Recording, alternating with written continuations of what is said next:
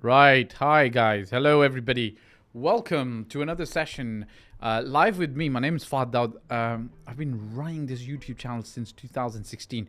We talk about a lot of real estate in Dubai, but I give general life opinions and sometimes advice as well. Hello, everybody. From a perspective of, helping people out when they're looking to either come into the Dubai real estate market as an agent or they're looking to come into the real estate market as a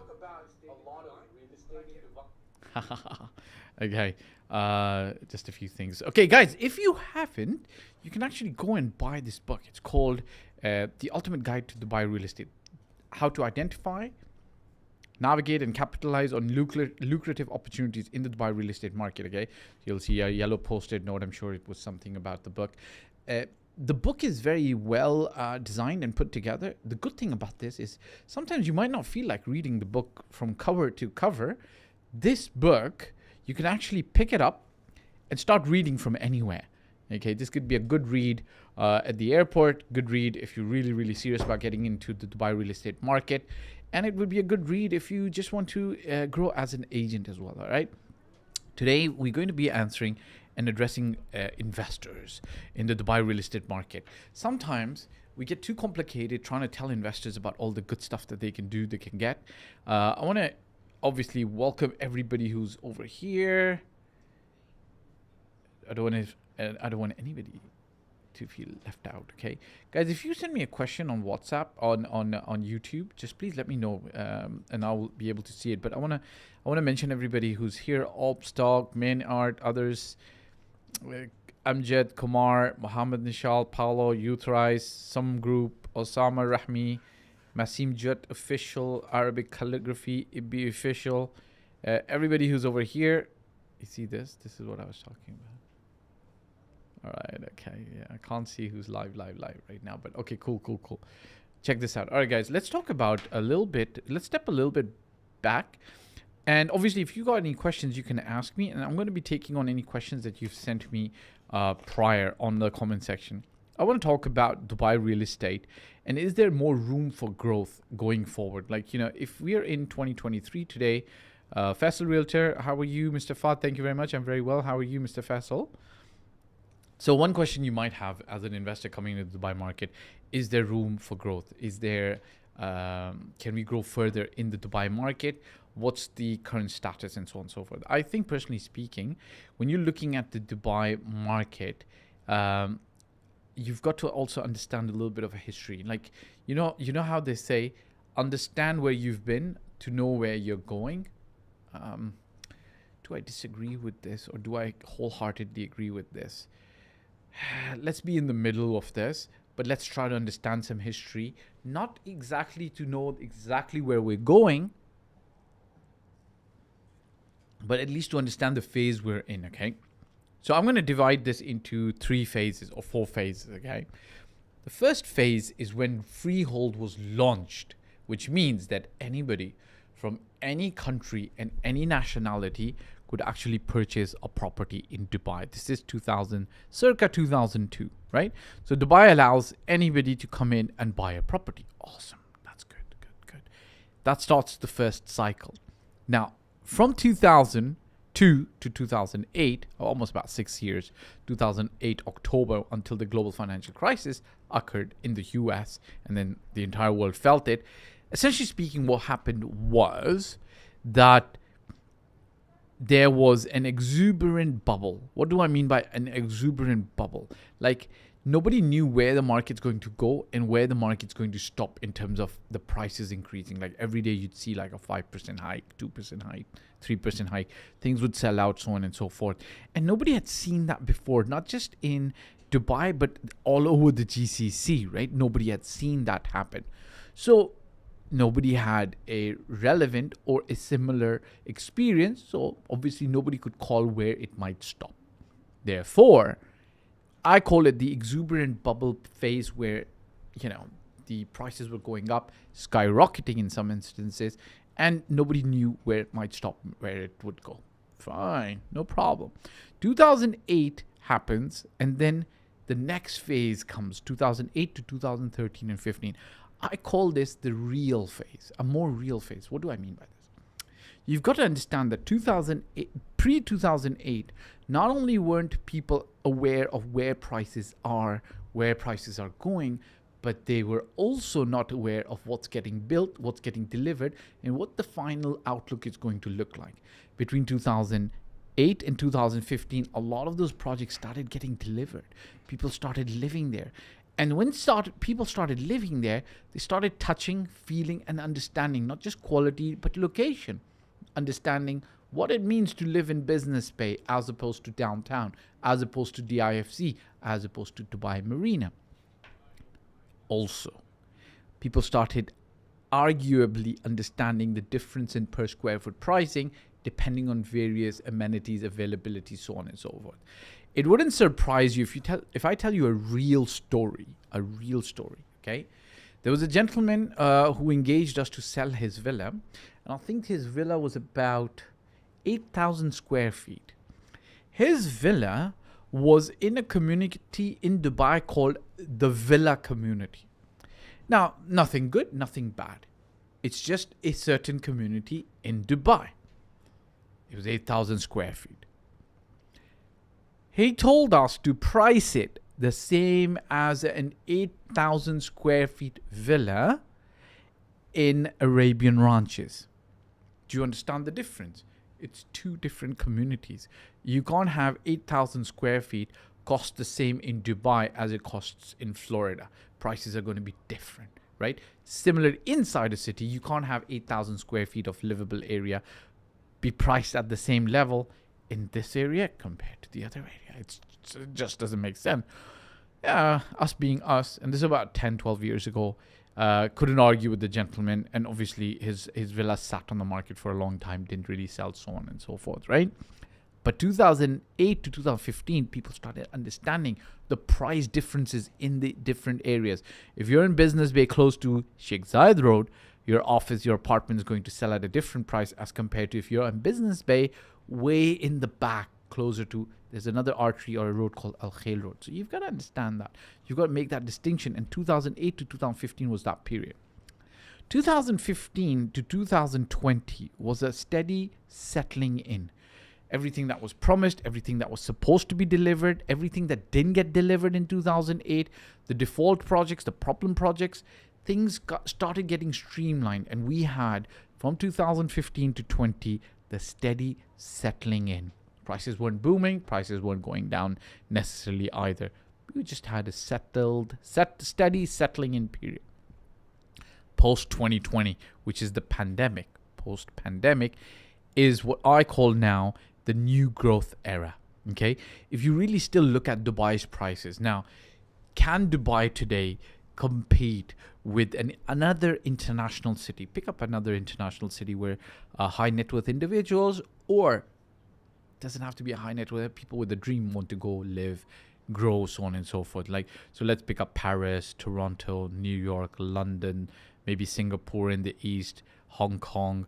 You know, Dubai competes with them, right?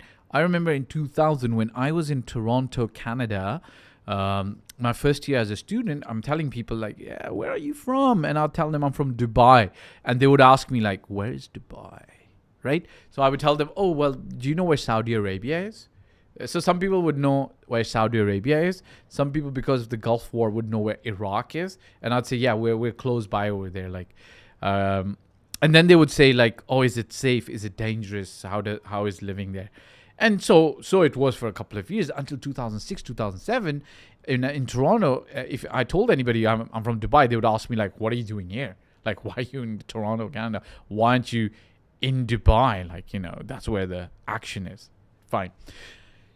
So today, but even from 2008, Dubai was not there. Today, Dubai is at the forefront of high net worth individuals, whether it's for living in a more tax-friendly environment, whether it's living in a more secure environment, whether it's building a family with conservative or cultural values that they align with, so on and so forth. Dubai, the UAE, or the GCC is attracting these people. And I personally think that Dubai, still being 1/3 in terms of price ratio per square foot with regards to all the other cities in the world, lots of room for growth in pockets where there's value to be obtained.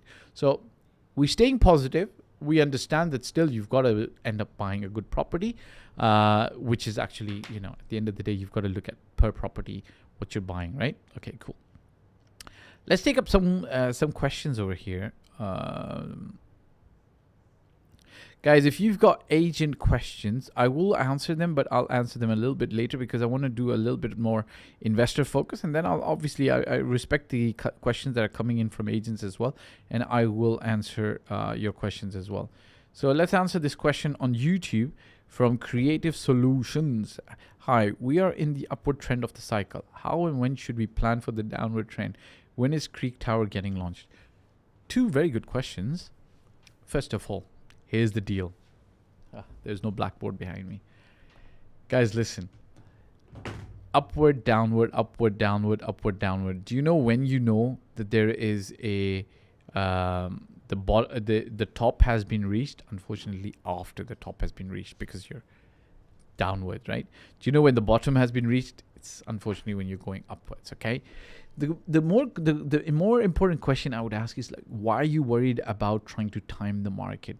As James Watson, my client from Canada, my VRP client, always says, Fahd, time in the market will beat timing the market. I hope that makes sense. So please focus on that rather than trying to figure out when the downward trend starts, because I've seen people who are $100 million worth of deployments in Dubai market, and they've made mistakes. So you've got to be a little bit careful. I remember back in 2013 or 14, they pulled out all their money and they actually started investing in Europe, and then they came back to the Dubai market, right? So you got to be careful about this. When is Creek Tower getting launched? The Creek Tower was already launched. The foundation was already done. It's on hold at the moment, or you can check the news. I don't know exactly when it's going to be finishing up. All right. Welcome everybody else who's joining in. Dor Marzo, Mike, Amina, Assalamu alaikum. Rachana Pucha, Ruchi, Muhammad Tosif, Tabrez, Waqas, Tahir, everybody else who's here, please, thank you very much. So Creative Solutions, I hope I answered your question. The main thing is for you to understand, like, trying to time the market is going to be a challenge. Try to play on the fundamentals of real estate. It's going to be better, easier for you. Okay. Let's take one of these questions over here. Somebody asked me, Ahmed MJ3XZ asked me online, and they asked me this question. Please advise, what do you think about multiple occupant business in Dubai? For example, buying a 6-bedroom and turning into shared accommodation with locks, etc. Okay, for those who are uninitiated in this, let me explain what happens. I think in the UK they're called HMOs. HMOs. I don't know what HMO stands for, but essentially speaking, what the gentleman is talking about is some people end up taking a 3-bedroom apartment, 2-bedroom apartment, 6-bedroom, this guy is talking about, and then renting out single bedrooms with ensuite or non-ensuite bathrooms to couples or people or single people or so on and so forth, right? He's asking me about it as a business model. Okay. Look, I'm not going to say anything against it. But only one first thing is, look, if you want to run it as a business model, you've got to do it legally, right? So in Dubai, there are laws around this, okay? So because overcrowding leads to a lot of other issues that Dubai tries to address. Fire hazards, other issues. I can't think of a lot off the top of my head, but I think the Dubai municipality, in conjunction with RERA and Land Department, run a certain a rule and regulation around how many people can actually live in an apartment. So let's say if you've got 1,000 square feet apartment, maybe you're allowed like 3 people living there, right? But what has generally happened in the past with this such kind of shared accommodation, in order for shared accommodation to make money, what they end up doing is, instead of having 3 people in 1,000 square feet apartment, or 4 perhaps, who could be easily accommodated, they'll end up putting about 10 people there. Now, obviously, it doesn't take you or me to be a rocket scientist to figure out that adding 10 people into an apartment can sometimes lead to a little bit of overcrowding, maybe a fire hazard, maybe other issues, so on and so forth. So the first thing is you've got to do it legally, all right? So understand and go and figure out what the legal requirements are. Number one. Number two, if you were to do this as a business model, take it seriously as a business model. And I would suggest that you differentiate yourself in providing such kind of accommodation to people who would then value that such accommodation, right? For instance, perhaps you create seamless entry, seamless exit. There's a sense of security for everybody because you follow a certain basic norm and guideline for everybody to stay safe. Perhaps there's proper cleaning services. You've got to provide a certain value to the end user for you to be able to have them. Definitely, if you are trying to go down the route of taking up an apartment and putting 10 people or overcrowding it, it's not legal. I wouldn't advise you. It might cost you a lot of headaches, and I just don't recommend that you should do this. Okay, just do it in the legal way, and then if you're going to do it in the legal way, be very serious about it and put a lot of effort into it. Okay, another question at VLevers8402. VLevers8402. Okay, good question. Asking me, since you're in the UAE real estate for decades, can you help us making a video on how to house hack to generate extra income from owner-occupied property? Good question. House hack, so the few hacks that I can think about is you doing Airbnb, but in the UAE, it's very challenging. I think the rules and regulations around short-term rentals don't allow you to properly provide Airbnb. Like Airbnb has to be a standalone apartment, whereas in other countries, you could actually put it out with you could rent a room out. I think in the UAE or Dubai, it's not allowed. If you want to do it otherwise, perhaps release some equity and perhaps invest in some equity, invest in another property.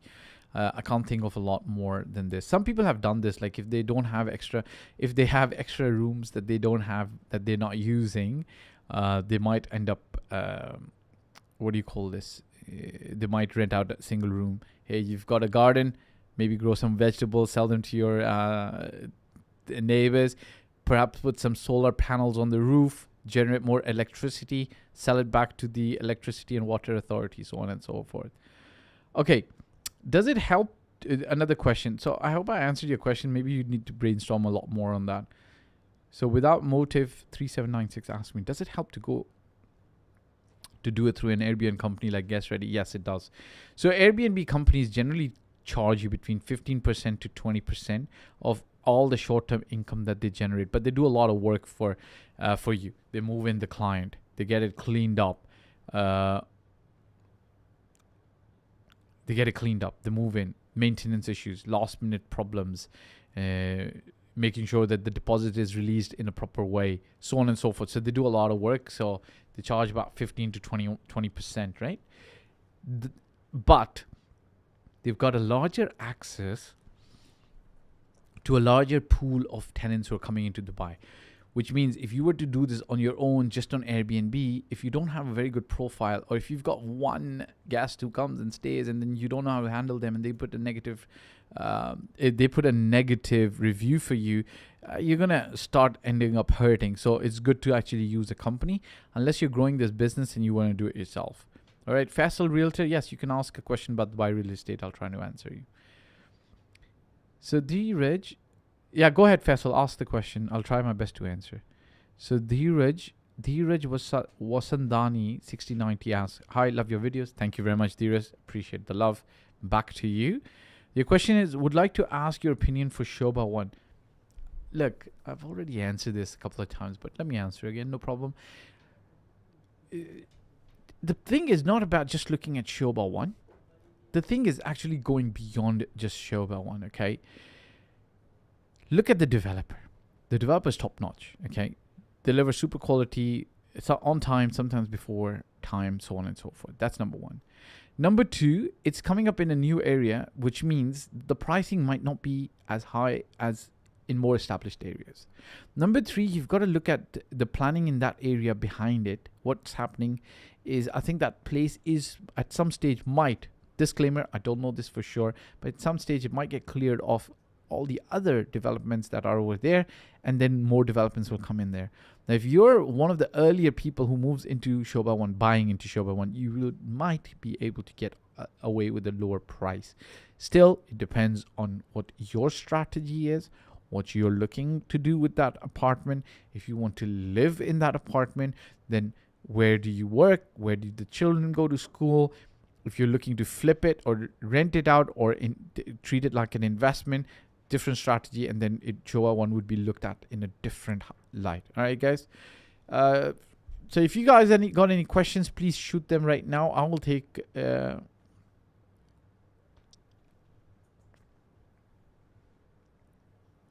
Okay, I'll take questions now. So Faisal had some questions.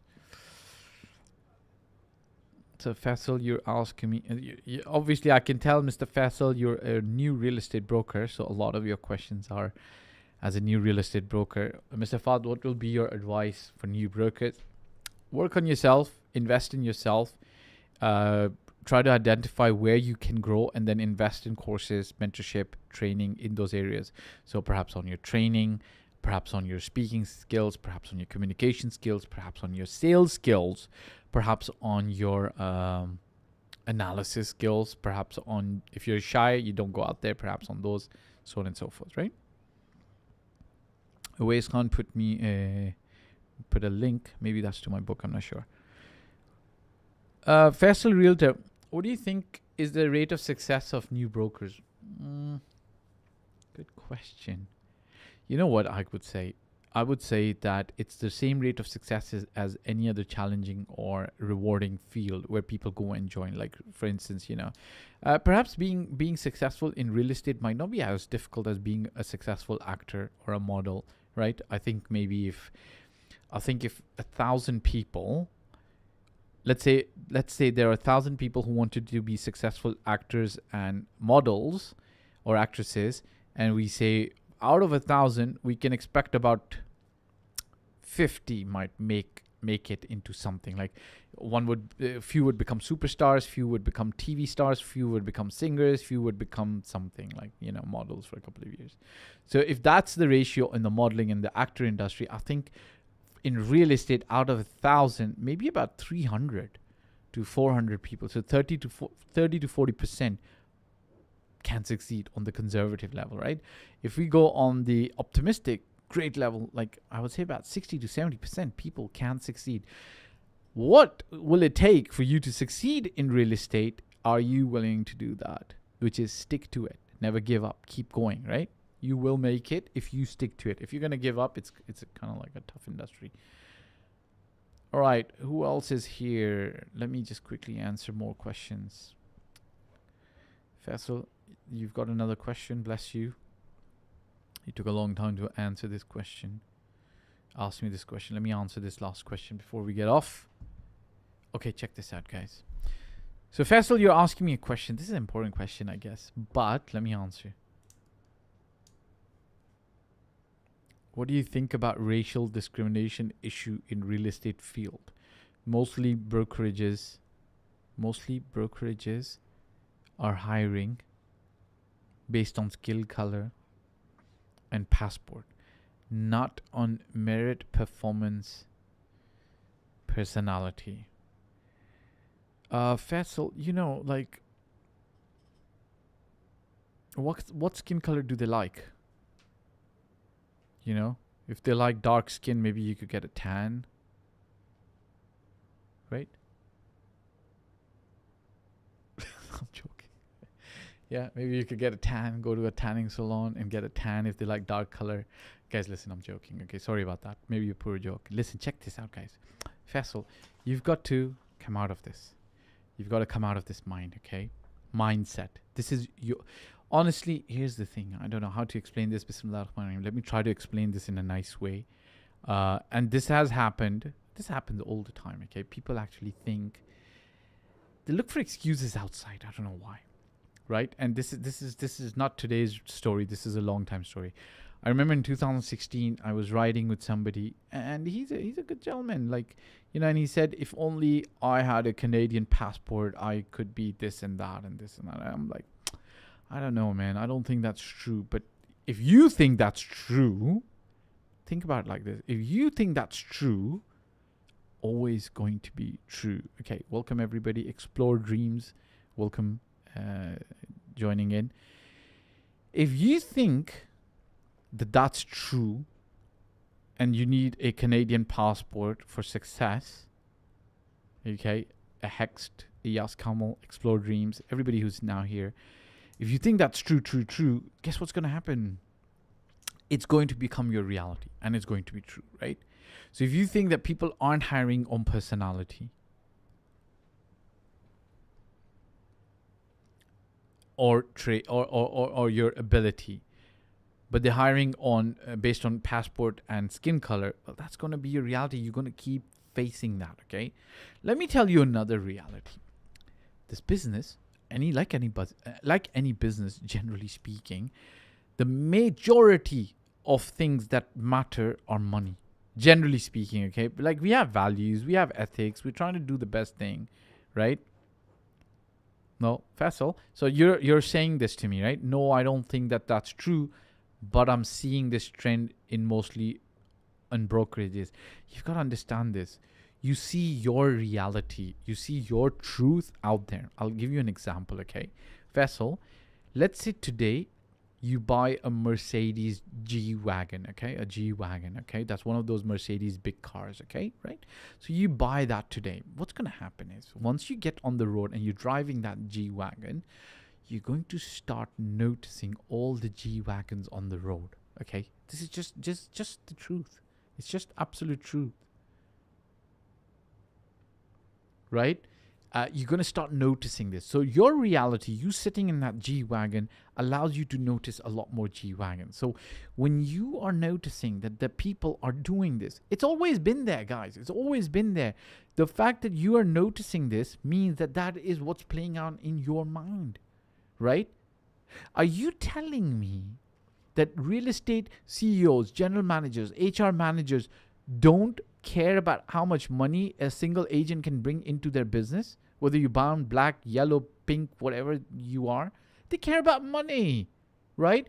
That if that's your reality, you're going to start strutting like that and you're going to start bringing results to the table. And then you will have the pick of whichever real estate company you want to go to, right? So brown, black, yellow, whatever, just forget about it. Just stop focusing on it, okay? Alhamdulillah, I'll tell you, like, Dubai, UAE, this place is not racist. Like, I grew up over here. I didn't really understand what racism actually means until I went to Canada. Like, you know, we didn't have that over here. So try to get out of that perspective. You're the one who's going to have to work on it to be able to get out of that. Once you get out of that, stop paying attention to that. You'll be fine. Like, you know, should I give another example? Okay, another example. Okay, have you ever seen a couple walking down the street, a married couple, and you will see that the guy is really handsome and the girl's not, perhaps in your opinion, that pretty, or the girl's really pretty and the guy is not really that handsome. You know, if you were to interview that person who you think is not that pretty or that handsome, that person's reality is going to be that they're the most handsomest, cutest, prettiest, beautiful person in the world. And therefore, they live that reality. So when you go as a realtor to work in the industry, you've got to go in there and say, look, I've got my life together, I've got my real estate skills together, and I follow a process to service my clients. That's it. Forget about white, black, yellow nationalities and all of that, all right? So you got to really come out of that, all right? Hopefully that little lecture was for you and for myself as well, okay? I've got some questions. Gary Chan. Do you think buying a studio one bed at Zada, Privé, Peninsula and Business Bay is a good investment? Is a good investment with a 3 to 5 year investment horizon? Yeah, I think it is. See, so you said Zada and Privé. That's by Demac. Obviously, I can't comment on.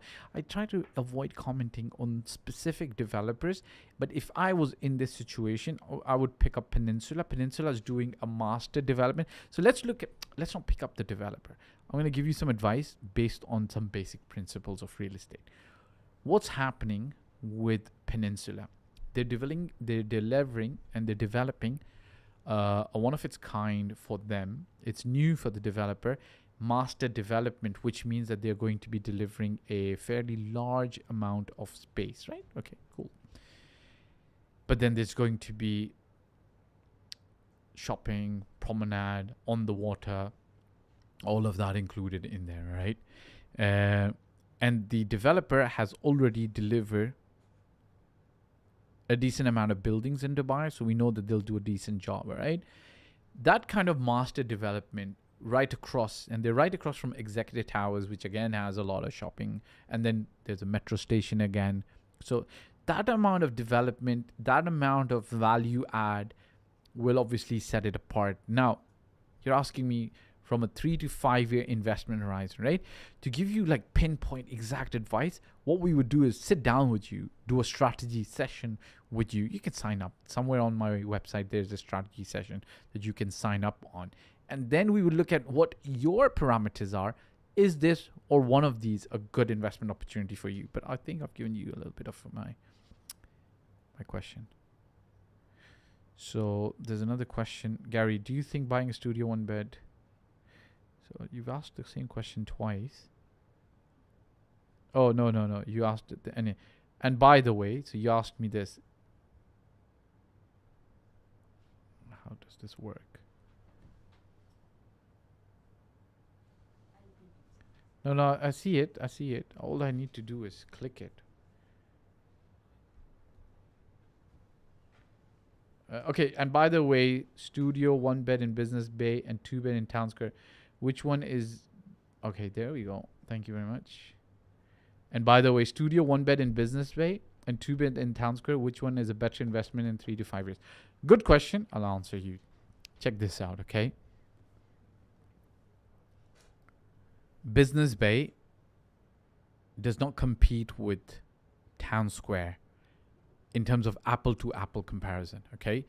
Business Bay, you could maybe compare it to downtown or Dubai Marina or JLT. You know, JLT has the metro station, Marina has a metro station.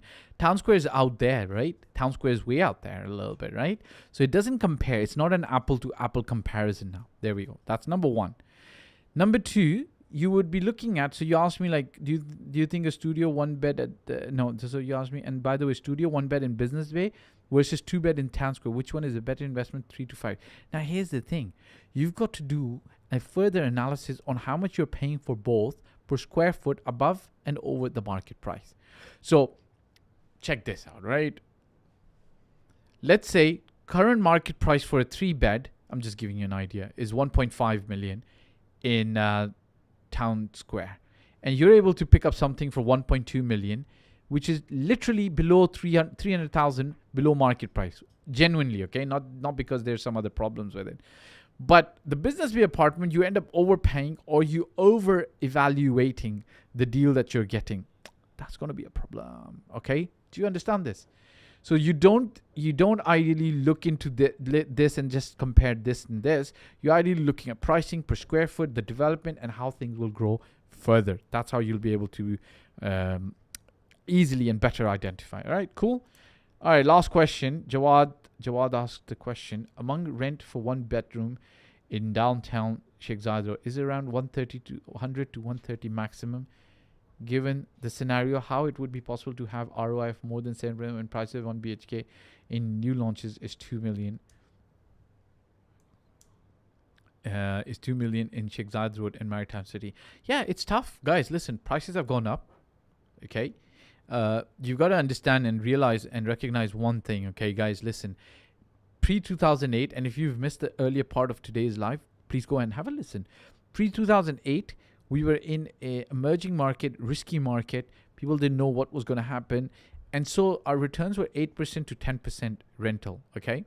We are now into a more steady growth market. which means that rental returns might end up coming downwards, all right, from 7 to 6 to 5%. Very solid, stable markets like London, they give you like a 4%, 3 to 4% return, perhaps 2.5% return, okay? 7% is still pretty good. You might be stuck between 6 to 7%. You've got to add more value. You've got to go in there, pick up a deal. You've got to go in there. Like all of a sudden now you're thinking like, oh, how can I go into Maritime City and pay 2 million? Well, guess what? A year ago, people didn't want to buy in Maritime City, right? Now all the developers are coming in there. Prices are going up. You had to have the foresight to go a year ago to negotiate a better price with a developer who I know was giving a 7 years post-handover payment plan on a ready property. Now, you will make more than 7% if you've got a 7-year post-handover payment plan. So on capital deployed, you would be making maybe like 15, 20% year on year. You've got to go in when the opportunity is there. Once everybody's aware of the opportunity, the prices start getting squeezed up. So because prices are higher now, sale prices, obviously the rental returns are coming down. Guys, listen, if I've missed your question today, you can always ask in the comment section, and I'd be more than happy to reply to you guys. All right, guys, if you've got no more questions coming in, I hope I've answered your questions. Everybody who wanted to ask me, thank you very much for joining in. If I've actually missed saying hi to you on Instagram or YouTube, please excuse me. My real deepest gratitude from the bottom of my heart for coming up on this live, everybody, and I mean everybody who showed up. All right, guys, so we say goodbye for now. Until next time, ciao, bye-bye.